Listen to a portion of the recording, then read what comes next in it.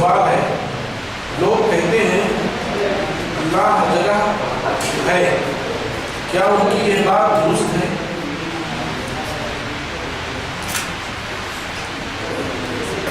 لوگ یہ سمجھتے ہیں کہ اللہ تعالیٰ اپنی ذات کے ساتھ ہر جگہ موجود ہے، یہ بات درست نہیں ہے۔ اللہ تعالیٰ عرش پر مستوی ہے۔ دلیل اللہ تعالیٰ نے فرمایا اعوذ باللہ من الشیطان الرجیم بسم اللہ الرحمن الرحیم والنجم اذا هوى ما ضل صاحبكم وما غوى وما ينطق عن الهوى ان هو الا وحی یوحی علمه شدید القوى ذو مرة فاستوى۔ اسی میں آگے چل کر کیا ہے؟ الرحمن علی العرش استوى، رحمان عرش پر مستوی ہے۔ اپنی ذات کے اعتبار سے اللہ تعالیٰ عرش پر ہے، اور عرش تمام مخلوقات میں سب سے بڑی مخلوق اور سب کی چھت ہے، اور یہ کہ عرش پر کرسی ہے اور اللہ تعالیٰ کرسی پر جلوہ افروز ہے۔ وہ عرش پر کس طرح جلوہ افروز ہے، کیسے بیٹھا ہوا ہے، ہم اس کی کوئی تعریف نہیں کرتے، نہ ہم سے اس کا کوئی مطالبہ ہے کہ اللہ تعالیٰ عرش پہ کس طرح بیٹھا ہوا ہے، کیسے جلوہ افروز ہے۔ بس ہمارا یہ عقیدہ ہے، اہل سنہ کا یہ عقیدہ ہے، محدثین کا یہ عقیدہ ہے کہ اللہ اپنی ذات کے شایع نشان، اپنی ذات کے حیثیت سے عرش پر مستوی ہے۔ امام مالک رحمۃ اللہ علیہ نے کہا الاستواء معلوم والکیف مجہول والسؤال عن هذا بدعۃ۔ اللہ عرش پر مستوی ہے یہ معلوم ہے، کیفیت کیا ہے یہ مجہول ہے، اور اس کے بارے میں زیادہ چھان بین کرنا اور سوال کرنا یہ بدعت ہے۔ بس ہمارا عقیدہ یہ ہے کہ اللہ تعالیٰ عرش پر مستوی ہے، اور عرش ہی سے ینزل اللہ تبارک و تعالی کل لیلۃ الی السماء الدنیا حین یقضی ثلث اللیل الاخر۔ عرش ہی سے اللہ تبارک و تعالی ہر رات سماء دنیا پر اترتا ہے، نازل ہوتا ہے، جب رات کا ایک تہائی آخری تہائی حصہ باقی رہ جاتا ہے، اور پوچھتا ہے کوئی جو مجھ سے مانگے اور میں اس کو دوں، ہے کوئی مجھ سے مغفرت طلب کرے اور میں اس کے بخش دوں، برابر یہ ندا ہوتی رہتی ہے۔ تو اپنی ذات کے اعتبار سے تو عرش پر مستوی ہے، البتہ اس کا علم اور اس کی قدرت پوری کائنات کو گھیرے ہوئے ہے۔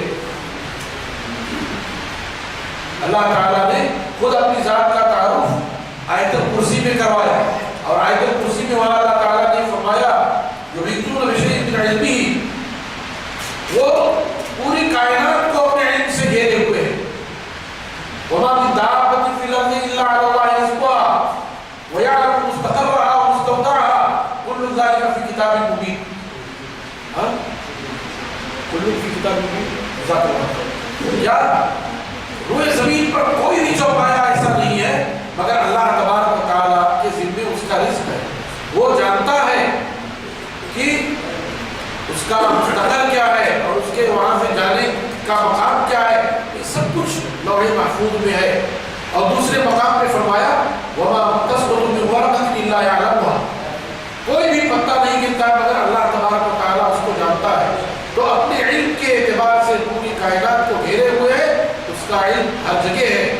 اسی لیے کہا جاتا ہے العلم المحیط الشامل الکامل خاصۃ باللہ تبارک و تعالیٰ، وہ علم جو پوری کائنات کو گھیرے ہوئے ہو، سب کو شامل ہو اور کامل علم ہو، یہ اللہ کے ساتھ خاص ہے۔ ایسے ہی اللہ کی قدرت بھی ہر جگہ ہے، سب پر اس کی قدرت حاوی ہے، باقی اپنی ذات کے اعتبار سے وہ عرش پر موجود ہے۔ لوگ یہ کہتے ہیں وہ ہمارے ساتھ ہے، وہ مطلب اس کی معیت اور ذات کے اعتبار سے وہ غلط ہے، البتہ اس کا علم اور اس کی قدرت پوری کائنات کو گھیرے ہے۔ محترم سامعین، ان تمام سوالات میں جو سوال ابھی ہمارے سامنے آیا، جس کا ایک مدلل جواب شیخ عبدالواحد ندوی حفظہ اللہ نے دیا ہے، مجھے حیرت ہوئی کہ ہمارے سوال و جواب کی نشست میں عقیدے کے بعد کا شاید یہ پہلا سوال تھا۔ یہ بہت ہی اہمیت کا حامل تھا۔ اس میں بعض مسلمانوں میں جیسے تصوف اور اس قسم کے سلسلوں سے منسلک جو لوگ ہوتے ہیں، انہوں نے اس بارے میں بہت ہی گھٹیا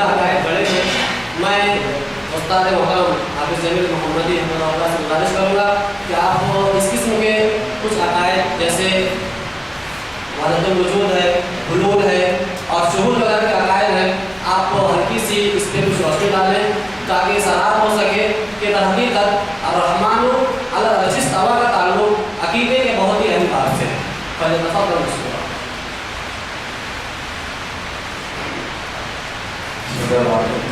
دیکھیے جو سوال ہے رحمان علی العرش استویٰ کے تناظر میں کہ عام طور سے یہ سوال جب علماء سے بھی کیا جاتا ہے کہ اللہ کہاں ہے، تو ہندوستان میں تو بالکل عام سی چیز ہے، تو یہ کہہ دیتے ہیں ہر جگہ موجود ہے، ہر جگہ ہے، کیونکہ بالکل صاف اللہ رب العالمین نے قرآن مجید میں ارشاد فرمایا رحمان علی العرش استویٰ، رحمان عرش پر مستوی ہے، ذات اللہ تعالیٰ اور بالعلم اور بالقدرت ہر جگہ ہے اللہ رب العالمین۔ اس میں جو آپ کے سامنے مجھ سے کہا ہے اصل میں صوفیہ کا ایک عقیدہ ہے، اور صوفیہ میں یہ عقیدہ آیا دوسرے مذاہب سے، یونانی علوم کے جب فلسفے کی کتابیں ترجمہ ہوئی اس سے آیا، اور کچھ ہندوستان میں وحدت الوجود کا عقیدہ۔ وحدت الوجود کیا ہے؟ وحدت الوجود کا معنی یہ ہے کہ ہر چیز میں اللہ، مطلب ہر چیز اللہ ہے، ہر چیز، کیونکہ اللہ رب العالمین جب کچھ نہیں تھا تو اس نے کہا کن، تو کس سے کہا؟ اپنے آپ سے کہا، تو جب اپنے آپ سے کہا تو ہر چیز اب اللہ ہی سے نکلی ہے، یعنی اللہ ہی کا جز ہے، اس لیے ہر چیز میں اللہ ہے، ہر چیز اللہ ہے۔ اور اسی عقیدے کے ترازو میں آپ پڑھیں گے کتابیں، بہت بڑا صوفی ابن عربی، وہ اپنے کتے کو پکڑ کر کہتا تھا یا سیدی یا مولانا، مرتبہ بیٹھا ہوا تھا، بکری بھی آئی تو وہ کہتا ہے لبیک لبیک، فوراً اٹھا کے کہتا ہے، یعنی یہاں تک اس میں ملے گا کہ ان صوفیوں نے ہر چیز میں خدا کے وجود کو جو مانا ہے، ہر چیز میں اللہ ہے۔ تو یہ تک کہا کہ جو فرعون یہ کہتا تھا نا ربکم الاعلی، یہ غلط نہیں بول رہا تھا، حضرت موسیٰ علیہ السلام سمجھ ہی نہیں سکے، وہ بادشاہ کا سب سے اعلیٰ تھا، ہر چیز میں اللہ ہے، تو اس لیے اس نے ربکم الاعلی کا نعرہ لگایا۔ اس نے یہ کہا، ابلیس نے جو سجدے سے انکار کیا حضرت آدم علیہ السلام کے، یہ ابن عربی، حلاج، ان لوگوں نے اپنی کتابوں میں یہ ویسے کی ہے کہ حضرت آدم کو سجدہ کرنے سے جو انکار کیا تو پکا موحد تھا وہ، اس نے کہا اس کیوں کہ اللہ کے سامنے جھکوں میں، جھک ہی نہیں سکتا، اس کا وہ موقف درست تھا۔ اسی بنیاد پر جتنے بھی دنیا کے اندر مشرک کافر جتنے بھی لوگ ہیں، یہ سب کے بارے میں ان کا یہ عقیدہ ہے کہ ہر کوئی خدا ہے، ہر چیز خدا ہے۔ بلکہ اس سلسلے میں بڑا مشہور اور دلچسپ واقعہ ہے امداد اللہ مہاجر مکی، جو تمام بڑے دیوبندی علماء، مولانا قاسم نانوتوی، مولانا رشید احمد گنگوئی، مولانا اشرف علی تھانوی، مولانا محمود الحسن، مولانا حسن نانوتوی، مولانا حافظ ظالم، تمام کے پیر، ان سے کسی نے وحدت الوجود کے بارے میں کہا گیا سب کو تو سب ایک ہے، تو پھر حلوے میں اور مہلے میں فرق کیوں نہیں؟ یہ بھی کھا وہ بھی کھا۔ تو دیکھیے جواب وہ لکھتے ہیں اپنی کتاب میں، کسی صوفی سے بزرگوں سے یہ پوچھا گیا تو بزرگوں نے سور بن کر کے میلا کھا لیا اور انسان بن کے حلوا کھا، سور بن گیا۔ حالانکہ ہم نے قرآن حدیث میں پڑھا کہ کتے بنتا یعنی جو شکل کی تبدیلی ہے یہ کرامت سے نہیں عذاب سے ہوتی ہے، یہ ہم نے کہیں نہیں پڑھا۔ اللہ تعالیٰ نے جو پتھر بنایا ان لوگوں کو اور ان کی شکلیں جو بگاڑی ہے تو نافرمانوں کے ساتھ یہ ہوتا ہے، فرما بردار کا چہرہ نہیں بگڑتا ہے۔ یہ سور سب سے نجیس جانور وہ خود بن گئے۔ اب جو آدمی سور اور اس کے بارے میں کیا تبصرہ کروں؟ ہمارے یہاں تو عام آدمی کو سور بولے تو وہ جہاں میں کھڑا ہو جائے گا، لیکن یہ ولی بولنے کو تیار ہے۔ بزرگوں تھے سور بزرگ، میں اس پر کیا بولوں، آپ لوگ زیادہ سمجھدار ہیں۔ تو یہ وحدت الوجود کا عقیدہ، یہ آیا کہاں سے بیچاروں کیا؟ صرف ایک حوالہ دے دوں میں، وحدت الوجود اصل میں عقیدے کا ہر جگہ اللہ جو کہتے ہیں اس کا تعلق ان عقائد کے ساتھ بڑا گہرا جڑا ہوا ہے۔ عبد القادر جیلانی رحمۃ اللہ علیہ جو تصوف میں بہت بڑا نام ہے اور جن کو پیران پیر کہا جاتا ہے اور جن کے بارے میں یہ روایت بہت مشہور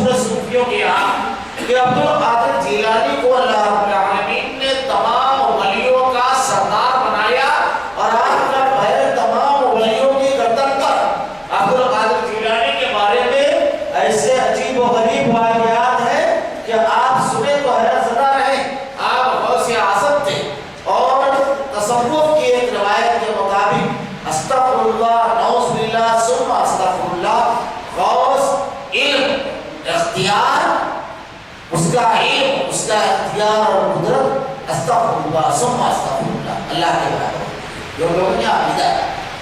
تو عبد القادر جیلانی یہ بہت بڑا نام ہے، اس میں ان کا کہنا ہے غنیۃ الطالبین میں لکھتے ہیں کہ صحیح عقیدہ یہ ہے کہ الرحمن علی العرش استویٰ، رحمان عرش پر مستوی ہے، صحیح عقیدہ یہ ہے۔ اب یہ وحدت الوجود کہاں سے آیا؟ اصل میں ہندوؤں میں یہ عقیدہ ہندوؤں سے آیا، اسی لیے علامہ اقبال کہتے ہیں کہ تصوف اسلام کی سرزمین پر اجنبی پودا ہے، اجنبی پودا ہے۔ لفظ صوفی یہ صحابہ سلف کے دور میں تاریخ خیر تو یہ آیا کہاں سے؟ اصل میں ہندوؤں میں دو طبقے ہیں، دویت اور ادویت، یہ دو ماننے والے ہیں۔ تو رامانج اور شنکراچاریہ، یہ شنکراچاریہ جو ہمارے یہاں چار بنے ہوئے یہ اور نہیں، یہ ایک نظریہ اور عقیدہ ہے۔ تو شنکراچاریہ جو ہے ان لوگوں کا نظریہ عقیدہ یہ ہے کہ ہر چیز میں بھگوان ہے، ہر چیز میں وحدت الوجود کا۔ اور رامانج کا جو ہے وہ یہ کہتا ہے نہیں یہ خالق دوسرا مخلوق، تو یہ وہاں سے مستعار لیا ہے لوگوں نے۔ تو ایک عقیدہ ہے وحدت الوجود کا، ایک عقیدہ ہے وحدت الشہود کا، اور ایک عقیدہ ہے حال کا۔ وحدت الوجود جو ہے یہ وہ ہے، وحدت الشہود جو ہے تو یہ عقیدہ اس میں یہ ہے کہ آدمی عبادت کرتے کرتے اس مقام پر پہنچتا ہے کہ اتنا صاف اور مشفع ہو جاتا ہے، اتنا صاف اور مشفع کہ اللہ نے جا کر کے نہیں دیتا ہے، اور اللہ رب العالمین میں جا کر کے وہ سب ہو جاتا ہے، مٹ جاتا ہے۔ حلول کا جو عقیدہ ہے کہ آدمی کا دل اتنا صاف آئینے کی طرح ہو جاتا ہے کہ اللہ اس کے دل میں آ جاتا ہے، ہر جگہ بھی اللہ ہے، ہر چیز میں بھی اللہ ہے، اور اس میں بھی آ جاتا ہے۔ تو یہ جو تصوف کے عقائد ہیں، صوفیوں نے اس سلسلے میں جو باتیں بیان کی ہے اللہ کے بارے میں، اس بنیاد پر لوگوں میں یہ چیز مشہور ہے۔ میں نے ہلکا سا تعارف پیش کر دیا، انشاءاللہ وہ جس تصوف کا سلسلہ ہمارے یہاں جاری ہے اس میں یہ چیزیں بڑی تفصیل کے ساتھ بیان کی جائے گی۔ رمضان المبارک میں حافظوں کو جو کپڑے اور پیسے دیے جاتے ہیں وہ درست تو ہے نہیں۔ رمضان مہینے میں حفاظ کرام کو جو کپڑے اور پیسے دیے جاتے ہیں وہ درست تو ہے نہیں۔ میری یہ نہیں سمجھ میں آتا کہ کوئی یہ سوال کیوں نہیں کرتا کہ اپنے دوست کو چائے پلائی جاتی ہے تو صحیح ہے یا نہیں، کسی کو گھر بلا کر کے دعوت دی جاتی ہے تو صحیح ہے یا نہیں۔ تحفہ ہم یہ جو حفاظ کو کپڑے اور پیسے دیتے ہیں یہ ہے کیا؟ کچھ لوگوں میں یہ مشہور ہے کہ حفاظ اس کا مطالبہ کرتے ہیں، اصل میں صحیح بات یہ ہے کہ حفاظ مطالبہ نہیں کرتے ہیں، اور اگر 1-2% اگر کچھ کرتے بھی ہوں گے تو اس کو 100% کا اعتراف کر دینا یہ درست نہیں ہے۔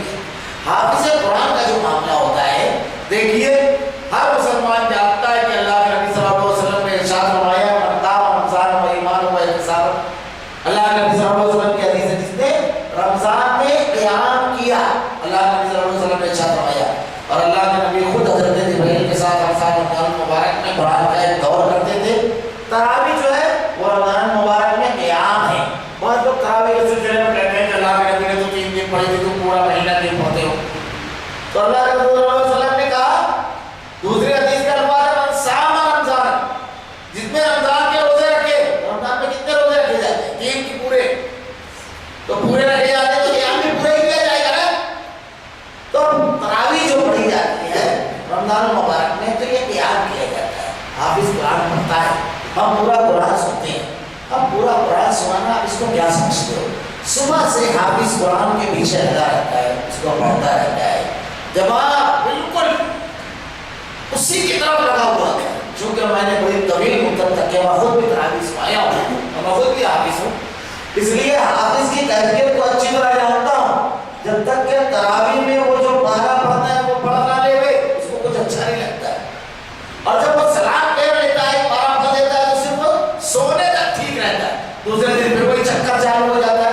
تو مناس جس دن اس کا ہوتا ہے اسی دن اس کو، ورنہ ہاں کا جواب نہیں دیتا ہے، نہیں کا جواب ہاں دیتا ہے، اور لوگوں کو اثر بعد روزہ لگتا ہے اس کا بجٹ سے لگا رہتا ہے۔ آپ کیا سمجھتے ہیں؟ تو بیچارہ سارا کام چھوڑ دے گے، سب کچھ چھوڑ دے گے، 24 گھنٹہ اسی میں لگا ہے، آپ باز کو مت رکھیے، آپ رکھتے کیوں ہیں؟ سوال یہ ہے، ان کو یہ سوال کرنا چاہیے، ٹرسٹی ذمہ دار ہے، تو مسجد میں اگر کچھ غلط ہوتا ہے تو اس کا ذمہ دار کون؟ ٹرسٹی۔ تو ٹرسٹی کے بارے میں یہ سوال کرنا چاہیے کہ رمضان مہینے میں حافظ کو تم طے کر سکتے کہ یہ نہیں، تو مفتی کا جواب دینا چاہیے کہ نہیں طے کر سکتے، بس سمجھ میں آ جائے گا۔ امام کو بھی آپ مت طے کیجیے نا، ٹرسٹی لوگ غلطی کر رہے ہیں، انتظامیہ جواب دے ہوتا ہے یا کرنے والا جواب دیتا ہے؟ بورڈ لگا رہتا ہے مسجد کے سلسلے میں، کوئی بھی سوال کرنا ہے تو کس سے کرنا ہے؟ تو ٹرسٹی کو بھگونا حافظ کے پیچھے ٹرسٹی کے بارے میں پوچھو، یہ ٹرسٹی یہ کر سکتا ہے یا نہیں؟ مسجد کے مؤذن مسجد کے امام اور حافظ کو کپڑا دے سکتا ہے یا نہیں؟ دیکھیے بیچارہ پورا مہینہ دیتا ہے، وہ پورا وقت لگاتا ہے، سب کچھ لگاتا ہے، اب اس کے بدلے میں بغیر کسی تعجب کے ایک بہت چھوٹی رقم اربوں وغیرہ میں اگر آپ دیکھیں گے تو اس کا بڑا زبردست مزاج ہے، بہت چھوٹی رقم اگر اس کو دی جاتی ہے تو اس سلسلے میں اعتراض کرنا میں سمجھتا ہوں بڑی عجیب و غریب حرکت۔ آپ خود غور کیجیے، اپنے دل پر ہاتھ رکھ کے سوال کیجیے کہ اگر اسی طرح آزادی چھوڑ دی جائے، آج کا اہتمام نہ کیا جائے، تو کیا اسی طریقے سے آج تو ہمارے یہاں معلوم پڑتا ہے فلاں جگہ 5 دن کی تراویح، قرآن ختم مسلی کا ہے، 22 روزوں کو قرآن ختم مسلی کا ہے، ہوگا کیا اس کا نقصان؟ آپ یہ سمجھ رہے ہیں، غور نہیں کر رہے؟ حافظ روزانہ پڑھا رہا ہے تو پورا 29 دن تک کے لوگ تراویح پڑھ رہے ہیں کھڑے ہو کر کے، آپ پاس پڑھا دیجیے، الگ طرح سے رکھیے، دیکھیے کتنے لوگ پیچھے اٹھتے ہیں۔ یہ تمام فوائد کو سامنے نہیں رکھ رہے ہیں، پورا امت لگی ہوئی ہے عبادت میں، اتنی زبردست انتظام اس کی وجہ سے ہو رہا ہے، وہ عبادت کی طرف لگے ہوئے ہیں، تو کیا یہ تمام فائدوں کو سامنے رکھ کر چند جوڑے کپڑے جو ہر کوئی پرائیویٹ دیتا ہے، کہ مسجد کے پیسے ویسے نہیں دیا جاتا ہے، اب کوئی دے رہا ہے تو اس کو آپ بولیں گے تو دے سکتا کہ نہیں؟ آپ ساری گلی میں کپڑا بانٹ رہا ہے، شادی بیاہ ہے تو شادی کے موقع میں تو ہمارے یہاں رسم ہے، جہاں شادی ہوئی کی لڑکیوں کو کپڑا دیا، داماد کو کبھی دیا، لڑکیوں کو جوڑا دیا، کبھی نہیں بھولتے جوڑا میں تک دے دیا۔ بیچارہ حافظ جو ہے اسی کے پیچھے کیوں نہیں دے سکتے؟ بھائی اس کی بھی ضرورت ہے، تقاضے ہیں، اس سے بہت بڑا فائدہ ہے جب وہ ہمارے لیے وقت دے رہا ہے، اپنے آپ کو تمام چیزوں سے خالی کر دیا ہے، تو برائے مہربانی آپ بھی اس کا خیال کیجیے تاکہ مزید آدمی وقت دے، مزید آدمی قربانی دے۔ دین کی اگر کوئی شخص خدمت کرتا ہے تو اس کا اتنی معاونت کرنا چاہیے، اتنی اس کے ساتھ رعایت کا معاملہ کرنا چاہیے کہ وہ مزید بڑھ کر کے یہ کام کرے، یہی نیکی کے کام میں تعاون کرنا، یہی اچھائی کے کام میں تعاون کرنا ہے۔ کون سا؟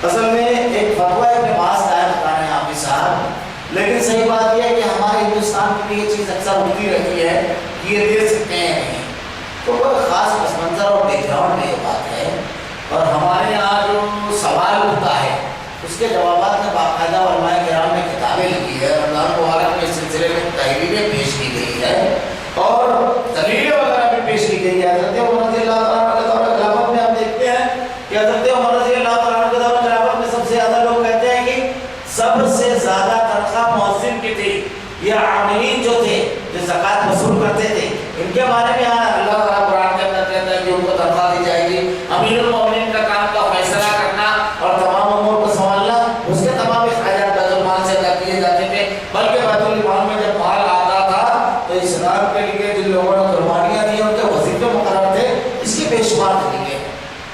حضرت محمد صلی اللہ علیہ وسلم نے کیا آخر تک رفع الیدین کیا،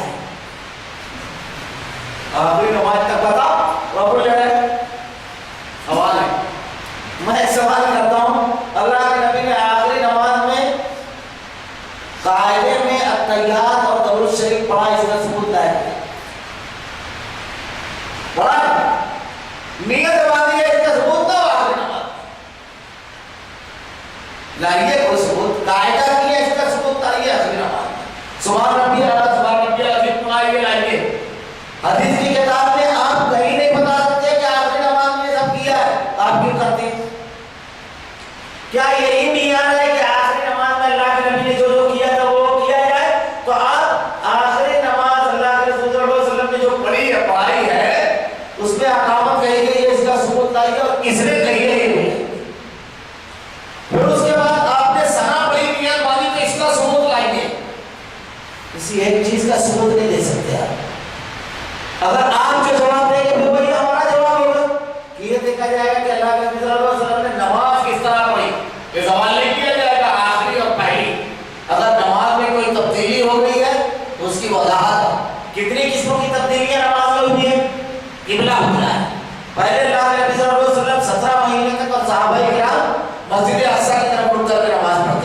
17 महीने के बाद अल्लाह रब्बुल आलमीन ने किबला तब्दील कर दिया और मस्जिद हराम की तरफ कर दिया। ये तब्दीली नमाज में भी ये चीज थी नमाज में कि पहले अगर कोई मजबूत नमाजी होता, अल्लामा इब्न कसीर ने अगर आप तवील किबला की बहस पढ़े तो वहीं पर पूरी तफसील के साथ इनकी बातें लिखी है। तो वह आकर के अपनी जितनी रकातें छुटी होती पूछ रहे थे बाजू वाले तो इशारे से बता देता और उतनी पढ़ के शामिल हो जाते नमाज में। बाद में अल्लाह के नबी ने एक सहाबी को देखा तो आपने कहा कि मैं छोटी भी नमाज पढ़ रहा हूं तो मजबूत नमाजी के जो इकामत है वो सहाबा किराम इशारे से बात कर लिया करते थे, सलाम का जवाब देते थे। ये सब ममनू कर दिया गया है नमाज की हालत, सब चीज को मना कर दिया गया है। तो जितनी तब्दीलियां हुई हैं उसकी वजाहत मौजूद है। रब्बुल यदैन जो है इसके बारे में बाद लोग ये कहते हैं कि अल्लाह के नबी ने आखिरी नमाज में किया ये बताओ। बाद लोग ये कहते हैं कि रब्बुल यदैन मंसूख है, बाद लोग ये कहते हैं रब्बुल यदैन मतरूक है। बड़ी अजीब बात है। आप कहते हैं 4 इमाम पढ़ा, 3 इमाम करते हैं और आप उनको हक भी कहते हो, लेकिन उनसे आपने कभी ये सवाल नहीं किया कि आखिरी नमाज में अल्लाह के नबी ने किया था। हमारा सवाल ये है कि आप तो उस मकाम पर रब्बुल यदैन के कायल हो जहां हदीस में सबूत नहीं है। रब्बुल यदैन करना चाहिए नमाज में रुकू में जाते हुए, रुकू से सर उठाते हुए। ये एक ऐसा मसला है कि हदीस की किसी किताब को आप उठा कर देख लीजिए, उसमें अल्लाह के नबी सल्लल्लाहु अलैहि वसल्लम की जो नमाज है उसमें रब्बुल यदैन मौजूद है। अल्लाह के नबी सल्लल्लाहु अलैहि वसल्लम ने कोई नमाज बगैर रब्बुल यदैन के पढ़ी, हर नमाज में आपने रब्बुल यदैन किया। लेकिन आप मित्रों में जो रब्बुल यदैन करते हैं याद कहां से है?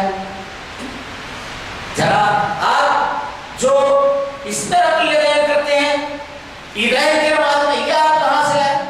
ये रब्बुल यदैन जिसका सबूत नहीं है किसी भी सही हदीस में, यानी बीच नमाज में रब्बुल यदैन करना इस सिलसिले में। लेकिन वो रब्बुल यदैन जो अल्लाह के नबी से साबित है, हदीस की तमाम किताबों में मौजूद है, बुखारी, मुस्लिम, तिरमिज़ी, नसाई, इब्न माजा, बल्कि इस सिलसिले में बाकायदा रब्बुल यदैन के उन्वान से किताब है जिसमें 200 से ज़ायद रिवायतें उन्होंने जमा की है जो अल्लाह के नबी सल्लल्लाहु अलैहि वसल्लम के हर नमाज में रब्बुल यदैन करने का इसमें सबूत है।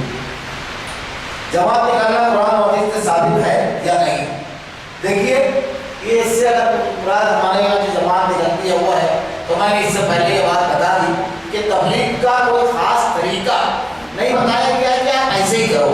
जैसे अगर आज जमात लेकर लोग जा रहे हैं और लोगों को दीन की तरफ बुला रहे हैं तो ये तरीका कुछ भी हो सकता है, इसमें कोई इख्तिलाफ नहीं है। लेकिन अगर कोई शख्स जमात निकाले और ये समझे कि आप जमात निकालने के अलावा कोई और तरीके से अगर तबलीग की जाती है तो तबलीग दुरुस्त नहीं है, तो इस जमात को निकले हुए कितना दिन हुआ है? 100 साल भी नहीं हुए हैं। तो इससे पहले जो तबलीग की जाती है वो किस तरह है? इसमें कुछ चीजें सिर्फ आप कर सकते हैं कि अगर आप तबलीग के लिए कुछ लोगों को जमा करके साथ में निकलते हैं तो होना ये चाहिए कि आपको कुरान हदीस का इल्म होना चाहिए। अब आप भी क्यों नहीं मालूम और आप निकल गए तो ये तो बड़ी अजीब बात है। आप बनाने के बिगाड़ देंगे। देखिए मैं गलत बयानी से काम नहीं ले रहा हूँ। मैं मरतबा सफर में मुंबई जा रहा था तो रास्ते यहाँ से निकली गाड़ी, पता चला कि बुलाओ, तो ना जाने कौन से नए रास्ते से ड्राइवर लेकर के गया। अब वो नए रास्ते से गए तो काफी लेट हो गए।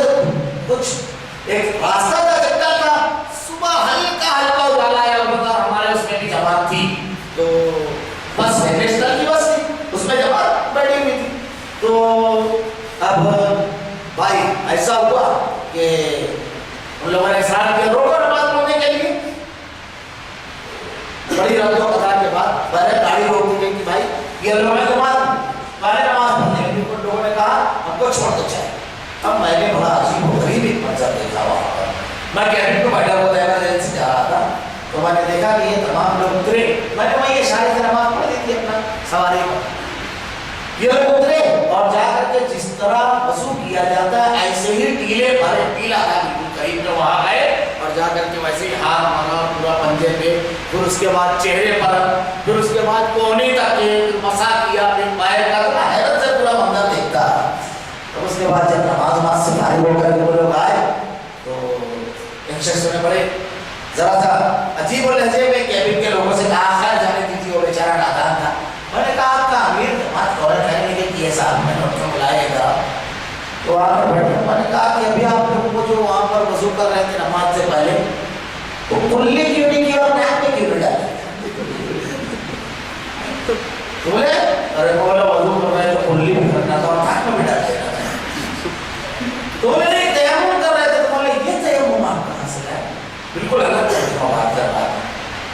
बोला आप लोगों के पास कुरान है? कहने लगे नहीं। बोला फज़ाइल अमाल कितने लोगों के पास है? बोले तो क्या?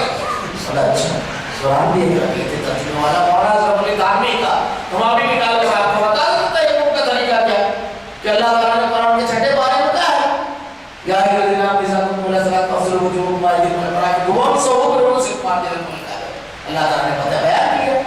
तयम्मुम क्या है? आप हाथ मारिए जमीन पर, फूंक दीजिए अपने पंजे और चेहरे पर फेर लीजिए, बस ये तयम्मुम हो गया। चाहे आप गुस्ल के लिए करें चाहे वज़ू के लिए। अब ये कोहनी पे सर का मसा खाया करे, कुल्ली भी कर लो, नाक में डाल लो तो आपका वज़ू हो जाए। तो अब आपको ये भी ना मालूम हो तो आप समझाने के लिए निकले। मेरा मतलब ये नहीं है कि यही सिर्फ ना मालूम हो, ये बुनियादी चीजें तारत के अहकाम जो बुनियाद वज़ू तारत के तमाम चीजें आपको मालूम होना चाहिए, होना चाहिए। बात मतलब ऐसा होता है कि ऐसी अजीब व गरीब बातें लोग खड़े होकर बयान कर देते हैं। मौलाना पुलिस में एक मरतबा मस्जिद के पास के उलमा ने हम लोगों ने नमाज पढ़ी, वो साहब खड़े हुए कहा कि मैं भी तुम्हारी तरह पहले अनपढ़ था, ऐसी सब चीजों में लगा रहता था, जब जमात में लगा तो मालूम हुआ कि अज़ान के बाद की दुआ भी नहीं आता। जब उनको अज़ान के बाद की दुआ नहीं आती तो मेरी नमाज कैसे होगी?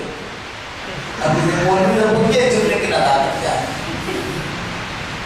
तो अगर आप दीन पेश करने जा रहे हो तो आपको दीन का ही होना चाहिए। गैरेज खोल के बैठ जाओ और आपको नटी घुमाने के वो नट खोलने का ढंग नहीं हो तो चलेगा क्या काम? काम तेला की दुकान खोले ना तो कैंची चलाना डालो जानो, वरना पता चला पैजामे का नाम दिया और कुर्ता सी दिया तो जाएगा ही नहीं, बड़ा काम पड़ जाता है, फिर उसमें झगड़ा हो जाता है। तो इसलिए जो चीज आप कर रहे हैं उसका ही होना चाहिए। दावत और तबलीग का काम उसके लिए अगर आप निकलते हैं घर से बड़ी अच्छी बात है, लेकिन दावत का तरीका ये पहले घर से उसका आगाज हो, फिर पड़ोसियों को आप समझाओ, दोस्त को आप आपको समझाओ, उसके बाद बाहर भी निकलो। ये लोगों को समझा चुके नहीं मानना है, एक बार रोचक हो गई बिल्कुल निकलो। एक चीज सिर्फ इसमें कहेंगे कि जो लोग साल भर के लिए करते हैं इस पर जरा सा गौर करना चाहिए। ये एतराज के उसकी बात नहीं है, हम जमात के अमल पर बात नहीं कर रहे हैं, सिर्फ वो तरीके हो रही है। साल भर के लिए जो निकलने का मामला है तो देखिए बीवियों के भी हाथ है, बच्चों के भी हाथ है। 4 महीने भी आपने निकले, 40 दिन में निकले तो घर के बच्चों को हुक्म की अदायगी के साथ निकले, इसका लिहाज करिए। और साल भर का जहाँ तक मामला है तो बड़ा मशहूर वाक़या है कि अमीरुल मोमिनीन हज़रत उमर रज़ियल्लाहु अन्हु मरतबा रात में गश्त कर रहे थे, आपने घर से ये आवाज़ सुनी कि अगर मुझे अल्लाह का खौफ नहीं होता तो इस खाट के पाए हिल चुके होते। तो आपने उस घर को पहचान करके जब सुबह मालूमात हुई तो पता चला कि इसके शौहर बड़ी लंबी मुद्दत से जिहाद के लिए निकले थे। तो आपने उम्मुल मोमिनीन अपनी बेटी को बुलाया और बुलाकर उनसे दरियाफ्त किया कि एक औरत से शौहर कितनी दिन तक के दूर रहे।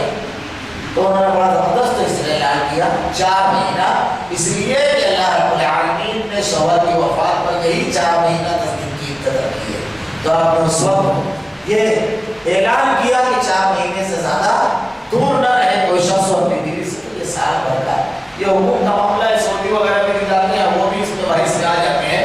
तो भाई जमात निकालना और दीन की दावत के लिए निकलना ये कोई मायूब बात नहीं है, लेकिन आप निकल रहे हो दीन की दावत के लिए तो आपके पास दीन का इल्म होना चाहिए, किताब सुन्नत के खिलाफ नहीं होना चाहिए, और दूसरी चीजों को दूसरे तरीकों को आप गलत न माने ये होना चाहिए। एक सिर्फ छोटा सवाल मगनी का कुरान हदीस से है,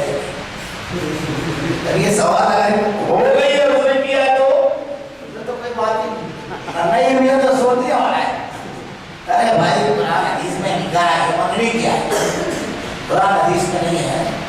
मगनी जो है इसमें जो रस्म, 2 चीजें, एक चीज है कि हमारे यहाँ जो रस्में की जाती है इसमें, तो रस्मों के सिलसिले में तो अल्हम्दुलिल्लाह एक आम से आम आदमी जानता है कि रस्मों के सिलसिले में एहतियात करना चाहिए। मैं यहाँ पर जरा कुछ बातें कहूँगा।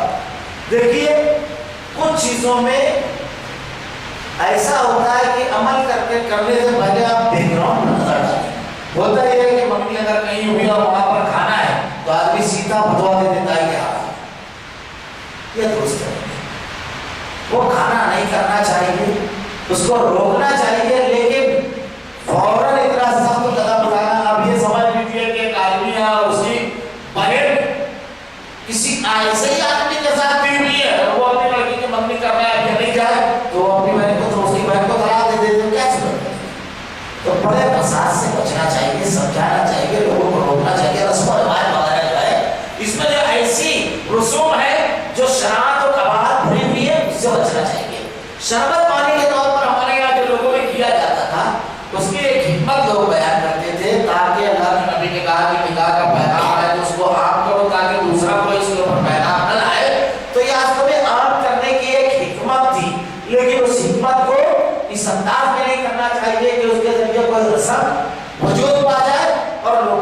دین کا سامان بنے، ایسا نہیں کرنا چاہیے۔ یہ ہمارے یہاں جو رسمی طور پر کیا جاتا ہے اس کا کوئی ثبوت کتاب و سنت سے نہیں۔ سوال ہے کیا ہم مسلمانوں کے علاوہ بھی دوسروں کو سلام کر سکتے ہیں، مثلا رافضی اور کوہرا وغیرہ؟ آپ یہ جانتے ہیں کہ مسلمان کے مسلمان پر کچھ حقوق ہیں، ان میں ایک سلام کرنا بھی ہے، اور اللہ کے رسول صلی اللہ علیہ وسلم نے فرمایا افشوا السلام واطعموا الطعام وصلوا الارحام وصلوا باللیل والناس نیام تدخلوا الجنۃ بسلام۔ سلام کو عام کرو، اور سلام کے عام کرنے کی حکمت یہ ہے کہ آپس میں محبت پیدا ہوگی، اور جب آپس میں محبت پیدا ہوگی تو ایک دوسرے کے خیر خواہ ہوں گے، اور اس طرح سے لوگوں کو بھلائیوں کا حکم دیں گے، برائیوں سے روکیں گے۔ تو آپس میں سلام کرنا یہ تو معروف ہے، لیکن غیر مسلموں کو سلام کرنے کے سلسلے میں اگر آدمی کی اپنی کوئی ذاتی ضرورت ہے یا اس کے پاس اسے جانا ہے، تو یہ جو ہمارا اپنا سلام ہے، السلام علیکم ورحمۃ اللہ وبرکاتہ، یہ سلام کو نہیں کر سکتے، بلکہ السلام علی من اتبع الہدی، السلام علی من اتبع الہدی، اس طرح کی بات کہہ کر کے اس کو اپنی جانب متوجہ کیا جا سکتا ہے، وہ یا آپ نے اس کو سلام کیا۔ لیکن یہ جو اہل اسلام کا سلام ہے وہ غیر مسلموں کو تو بالکل نہیں کر سکتے۔ رافضیوں اور بوہرا کے تعلق سے بھی گرچہ امت کے اجتماعی پلیٹ فارم سے ان کے کفر کا فتویٰ نہیں ہے، لیکن انفرادی طور پر علم اسلام نے بہرحال شیعوں کے تعلق سے اور دوسرے اور لوگوں کے تعلق سے بتایا کہ بہرحال اسلام سے خارج ہے۔ اس لیے بہتر یہ کہ ان سے بھی سلام سے اجتناب کیا جائے، اور اگر ضرورت ہو تو پھر اس طرح سلام کیا جائے، السلام علیکم من اتبع الہدی، یا آداب وغیرہ کہہ کر کے گزار دیا جائے۔ جو اہل اسلام کا سلام ہے وہ بہرحال ان کے لیے درست نہیں۔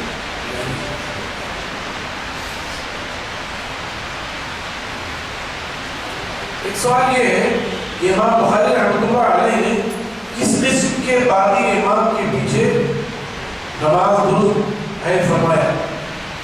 دیکھیے صحابہ کرام رضوان اللہ علیہ اجمعین کے درمیان کچھ مشاورات ہوئے، کچھ اجتہادی مسائل پر ان کے درمیان اختلاف ہوا، جیسے خلافت بنو امیہ اور اسی اثنا میں عبداللہ ابن زبیر رضی اللہ تعالیٰ عنہ کی خلافت، یا حسین ابن علی رضی اللہ تعالیٰ عنہ کی خلافت کا دعویٰ، گویا اس طرح سے انہوں نے بغاوت کیا۔ لیکن یہ وہ لوگ تھے جو اسلام میں کسی طرح کی اسلامی تعلیمات میں کوئی رد و بدل نہیں کرنا چاہتے تھے، اسلامی تعلیمات کے تئیں کسی طرح کا کوئی ہدف اور کوئی انحراف ان کے یہاں نہیں تھا، اس طرح کی بات نہیں ہے۔ لیکن کوئی ایسا شخص جو خود بدعتی ہو، بدعت گر ہو اور اپنے بدعت کی طرف دعوت دیتا ہو، کوئی شخص بدعتی ہو، بدعت گر ہو اور اس بدعت کی طرف دعوت دیتا ہو، تو ایسے امام کے پیچھے نماز نہیں ہوتی۔ یہ بات ذہن میں رہے کہ آدمی خود بدعت کا مرتکب ہے، بدعتیں ایجاد کر رہا ہے، اس بدعت کی طرف لوگوں کو بلاتا ہے، تو ایسا شخص اس کے پیچھے نماز درست نہیں ہو سکتی۔ لیکن جو اجتہادی مسائل ہیں، اجتہادی مسائل میں جو اختلافات ہوتے ہیں، امام بخاری رحمۃ اللہ علیہ نے ایسے اجتہادی مسائل کے سلسلے میں اگر لوگوں میں اختلاف ہوا ہے اور کسی نے خروج کیا ہے، بغاوت کی ہے، اس کے پیچھے نماز پڑھنے کو درست کہا۔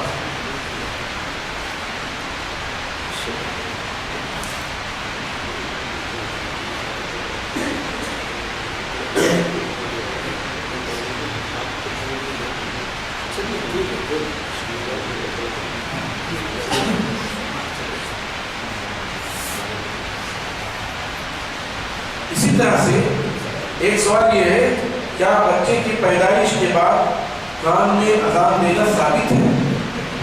دیکھیے ہمارے یہاں جو معروف ہے وہ یہ کہ بچے کی پیدائش کے بعد اس کے دائیں کان میں اذان دی جائے اور بائیں کان میں اقامت کہی جائے.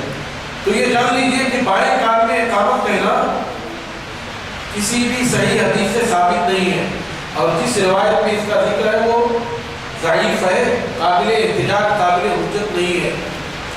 البتہ بچے کے کان میں اذان دینے والی جو روایت ہے اس کے سلسلے میں کلام تو کیا ہے، لیکن وہ روایت حسن لغیری کے درجے تک پہنچتی ہے، اور اس کی روشنی میں علماء اس بات کی اجازت دیتے ہیں کہ ہاں کان میں اذان کہہ سکتے ہیں. حسن لغیری تک وہ روایت پہنچتی ہے اور قابل احتجاج ہے، اسی لیے کان میں اذان دینے کے تعلق سے تو اجازت دیتے ہیں لیکن اقامت کے لیے اجازت نہیں دیتے.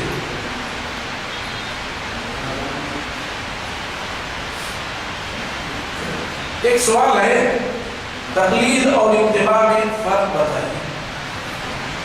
دیکھیے، اتباع کو آپ سمجھیے قرآن پاک کی اس آیت سے، اعوذ باللہ من الشیطان الرجیم بسم اللہ الرحمن الرحیم قل ان کنتم تحبون اللہ فاتبعونی یحببکم اللہ. رسول صلی اللہ علیہ وسلم کی زمانی امت کو اور عام انسانوں کو یہ کہلوایا گیا کہ اگر تم یہ چاہتے ہو کہ اللہ تم سے محبت کرے، قل ان کنتم تحبون اللہ، اگر تم اللہ سے محبت کرتے ہو فاتبعونی، سو میری اتباع کرو. گویا رسول اللہ صلی اللہ علیہ وآلہ وسلم کی اتباع کرنا، آپ کے احکام کے مطابق زندگی گزارنا، آپ کی سنتوں پر عمل کرنا، یہ اتباع ہے. اور امت کے کسی فرد کے پیچھے چلنا یہ تقلید ہے. رسول اللہ صلی اللہ علیہ وسلم کے سنتوں پر عمل کرنا تقلید نہیں کہلاتا. اور اس وقت سے لے کر آج تک 15 صدیاں گزر گئی، 14 صدی گزر گئی، 15ویں صدی میں 33 سال گزر گئے، 34 سال گزر گئے. رسول اللہ صلی اللہ علیہ وسلم کے حکموں پر عمل کرنا اور آپ کی سنتوں پر عمل کرنا، اس کو کسی بھی دور کے امام نے اور عالم نے تقلید نہیں کہا. امت کے جو افراد ہیں، امت کے جو ائمہ ہیں، امت کے جو علماء ہیں، ان کے نقش قدم پر چلنا، ان کی تعلیمات کے مطابق زندگی گزارنا، اس کو تقلید کہا گیا ہے. اس کو قلادہ پہننا اور قلادہ پہنانا، ان کو جو ہے کہ ان کے محبت کا اور کہہ لیجیے کہ ان کی جو ہے توقیر کا ہار اپنے گلے میں پہن لینا، یہ قلادہ اور یہ تقلید ہے. تو اتباع جو ہے رسول اللہ صلی اللہ علیہ وسلم کی پیروی ہے، اور تقلید یہ افراد کی پیروی ہے. اور ظاہر ہے ان دونوں میں واضح فرق ہے. ہم سے جو مطالبہ ہے وہ کیا ہے؟ قل ان کنتم تحبون اللہ فاتبعونی. ہم سے جو مطالبہ ہے وہ کیا ہے؟ یا ایھا الذین آمنوا اتقوا اللہ وقولوا قولا سدیدا یصلح لکم اعمالکم ویغفر لکم ذنوبکم ومن یطع اللہ ورسولہ فقد فاز فوزا عظیما. جس نے اللہ اور اس کے رسول کی اطاعت کی زبردست کامیابی سے ہمکنار ہوا. تو رسول کی اطاعت ہی اتباع ہے صلی اللہ علیہ وسلم. لیکن امت کے افراد ان کی اگر کوئی بات کریں تو ان کی اتباع نہیں، وہ تقلید ہے.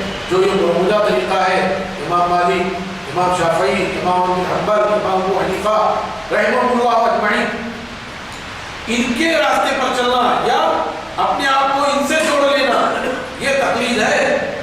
جس تقلید کی ان حضرات نے خود ہی مخالفت کی ہے اور انہوں نے یہ کہا ہے.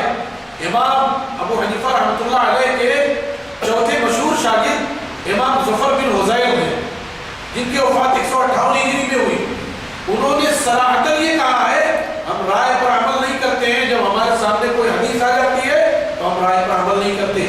اور یہی ہمارا مذہب ہے کہ جب صحیح حدیث آ جائے، اور بلکہ اس کے لیے انہوں نے جملہ کیا استعمال کیا ہے، نحن الاحناف لا نعمل على الرأي حينما يأتي الحديث. ہم احناف لوگ یعنی امام ابو حنیفہ سے منسوب اور منتسب لوگ ہم رائے پر عمل نہیں کرتے اگر حدیثیں آ جاتی ہیں. گویا امام ابو حنیفہ رحمۃ اللہ علیہ کے سارے شاگردوں کو یہ بات معلوم تھی. جو ان کے 4 مشہور شاگرد ہیں جن سے ان کا مسلک پروان چڑھا، اور ان چاروں میں سب سے زیادہ امام محمد بن حسن شیبانی، جنہوں نے امام ابو حنیفہ رحمۃ اللہ علیہ کے آدھے سے زیادہ مسائل سے، بلکہ کہنا چاہیے 3/4 مسائل سے انہوں نے اختلاف کیا ہے. تو یہ جو افراد کی اتباع کی جاتی ہے یہ تقلید ہے. اور اتباع تو رسول اللہ صلی اللہ علیہ وسلم کی جاتی ہے اور وہی ایک مومن سے مطلوب ہے. اتباع کا حکم ہے، اتباع مشروع ہے، اور تقلید کا نہ تو حکم ہے اور نہ تقلید مشروع ہے. تقلید تو درستی نہیں ہے.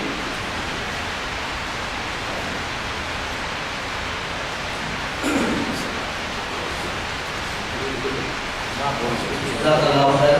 میں مولانا کا بہت ہی مشکور ہوں کہ آپ نے ہماری دعوت پر یہاں آپ تشریف لائے اور ہمیں مستفید فرمایا. میں اللہ سے دعا کرتا ہوں کہ اللہ رب العالمین آپ کے سفر کو قبول فرمائے اور آپ کی عزت عزت دلائے. مولانا اپنی جمعیت کے ناصحی کے طور پر یہاں حاضر ہے. اللہ تعالیٰ آپ کو شفائے کاملہ عطا فرمائے. اب چند سوالات ہیں مختصر سے وقت میں. اب ہم کہتے ہیں کہ یہ سلسلہ ختم کیا جائے. انشاءاللہ آئندہ بھی یہ سلسلہ جاری رہے گا. جتنی دیر ہم نے جو سنا اللہ سے یہ دعا ہے اللہ رب العالمین اس کو سننے اور اس کو عمل کرنے کی توفیق عطا فرمائے.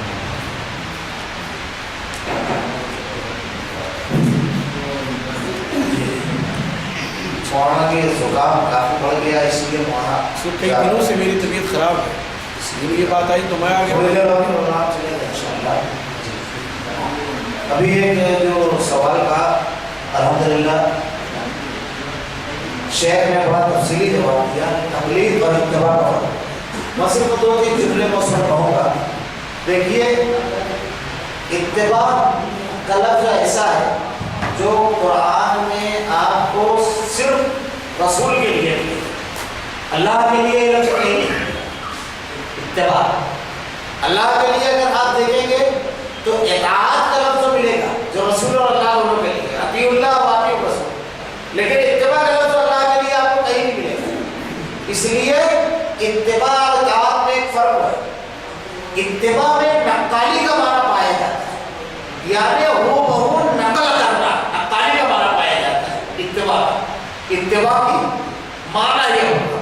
تقلید کا معنی یہ ہوگا کہ گردن میں پٹا ڈالنا. یہ لغوی معنی بتا رہا ہوں، لغوی معنی بتا رہا ہوں.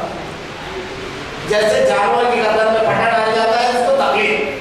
اور اصطلاحی معنی اس کا یہ ہوگا تقلید کا غیر نبی کی بات بلا دلیل ماننا، یہ تقلید کا معنی ہے. تو اتباع اور تقلید دونوں برابر ہو سکتے ہیں کیا؟ اتباع اور تقلید دونوں برابر ہو سکتے ہیں معنی کے اعتبار سے. اتباع اگر آپ کرو گے تو اللہ تعالیٰ اتباع کا فائدہ یہ بتا رہا ہے کہ اگر آپ اللہ سے محبت کرتے ہو اور آپ اللہ کی محبت چاہتے ہو تو اتباع سے اللہ کی محبت ملے گی. نبی کی اتباع سے تو یہ چیز ہے. کیا تقلید کے بارے میں بھی کہیں قرآن میں کہا گیا کہ تقلید سے اللہ کی محبت ملے گی؟ کہیں کہا گیا ہے؟ تو دونوں میں فرق ہو جائے گا. ورنہ کہیں تقلید کے بارے میں کہہ دیا جاتا ہے اگر آپ تقلید کرو گے تو آپ کو اللہ کی محبت مل جائے گی. یہ دونوں الگ الگ چیزیں. تقلید 34 صدی ہجری کی پیداوار ہے. مولانا ابوالکلام آزاد رحمۃ اللہ علیہ کہتے ہیں کہ نہ میں سیاست میں تقلید کو درست سمجھتا ہوں نہ مذہب میں. اور ایک اور چیز ہمارے تعلیم کہتے ہیں کہ چاروں ائمہ کرام امام ابو حنیفہ رحمۃ اللہ علیہ، امام مالک، امام شافعی، امام احمد بن حنبل یہ کسی کی تقلید کرتے تھے کیا؟ امام ابو حنیفہ رحمۃ اللہ علیہ کسی کی تقلید کرتے تھے؟ آپ لوگوں کے علم میں ہے کیا کسی کی تقلید کرتے تھے وہ؟ نہیں. تو وہ کیا ہوئی؟ اگر مقلد ہوئے نا تو ہمارے ہوئے کہ تمہارے؟ مقلد امام پکڑ کر لاؤ پھر بحث کرنا. امام ابو حنیفہ رحمۃ اللہ علیہ کس کی تقلید کرتے تھے؟ کسی کی کرتے تھے؟ نہیں. تو غیر مقلد ہوئے. امام شافعی، امام مالک، امام احمد بن حنبل تو ہمارے ہوئے نا. وہ بھی اس کو صحیح نہیں سمجھتے تھے ورنہ کرتے. اللہ کے نبی جن پر وہ عمل کرتے ہیں تو اللہ کے رسول صلی اللہ علیہ وسلم کسی بھی چیز پر خود عمل کیا کرتے تھے. ایسا کہ نہیں خود عمل نہ کریں اور لوگوں کو عمل کا حکم دے کر ضروری قرار دیں. اسوہ نمونہ بنایا اللہ رب العالمین نے. آپ نے جن کو اسوہ نمونہ بنایا جن کی تقلید کرتے وہ خود کیا ہوتا ہے؟ وہ خود کسی کی تقلید کیے ہوتے کبھی کی انہوں نے تقلید تو انہوں نے خود نہیں عمل کیا اور آپ اس پر عمل کر رہے ہیں اور اسی کو پورا دین بنا لیا آپ نے. خیر بات اس پر لمبی آ چکی ہے انشاءاللہ پھر کبھی اس پر. تقلید کا جو معاملہ ہے امام ابو حنیفہ رحمۃ اللہ علیہ کے شاگردوں کے بارے میں جو انہوں نے کہا ہے یہ ایک لمبا موضوع ہے. خود امام محمد رحمۃ اللہ